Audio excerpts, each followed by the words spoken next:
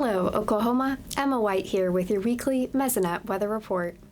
With the rains this past Monday, we became a state divided. This temperature map shows some beautiful colors across it, but the time on Monday captured while it was raining. This map is a useful tool to show how much Oklahoma can differ across the state in terms of the weather, such as rainfall distribution and temperature. In fact, here is Monday's precipitation map for near the same time. The cooler temperatures from the central to northwest correspond well to the areas of precipitation. Maps like these are accessible on our weather tab of mesonet.org or on the app. But back to the topic at hand, what did those rains mean for soil moisture in the state? Here is the October 12th percent plant available water for the top 4 inches of the soil. That was before the rains, with single digits even in the Panhandle and Central counties.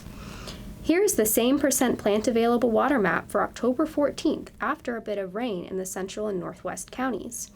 Single digits remain in the Panhandle and in parts of central Oklahoma, which is not ideal for winter wheat growth there. However, the numbers have improved in the north central counties. This is good news for those winter wheat areas. But that was last week's results. What about going forward? This 6 to 10 day outlook map through October 24th is showing at least near normal to leaning above normal precipitation for the state. So at least we're not expecting to be worse off than average. However, the state could use some above average precipitation. As for temperature, here is a forecast map for Sunday, October 19th. The temperatures are looking a little cooler than the 80s and even low 90s we had in the state last week. Even better, the temperatures are expected to stay cooler for most days this coming week. Gary McManus is up next with your state climatology report.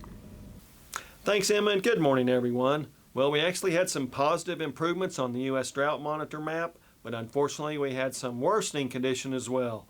Let's take a look at that newest map and see where we are. Well, now we have a large area of central over into east central Oklahoma covered by at least moderate drought. We also see, now this is the first time since May 20th, we have some of those darker colors on the map, some small areas down across parts of Cleveland County, up across Payne County. Those are severe drought indications, so D1 on the moderate, D2 on the severe drought. And then we have a larger area of abnormally dry conditions covering much of that southeastern 2/3 of the state, and those are areas which could, further go into drought if we don't see significant rainfall soon. Now, speaking of rainfall, you can tell from the consecutive days with less than a 1/4 inch of rainfall map from the Mesonet exactly where it rained a good amount and where it didn't. So much of the state still from let's say 25 to 50 days without a good rainfall, at least in a single day. And then you see some areas that got some decent rainfall. Some of these areas got just over a 1/4 inch, but we did have some areas, as was shown previously, of an inch or more. So it's a mixed bag across the state, and unfortunately much of that bag is worsening as we go forward. Now, my role as the main input person in Oklahoma to the U.S. Drought Monitor, where I send suggestions to the National Drought Monitor author. I get a lot of pictures from across the state from ag producers showing me what exactly the conditions are in their area.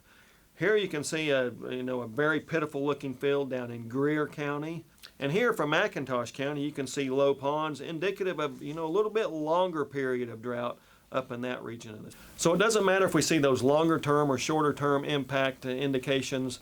Drought is here in Oklahoma and it is starting to flourish. So we definitely need rainfall soon. That's it for this time. We'll see you next time on the Mesonet Weather Report.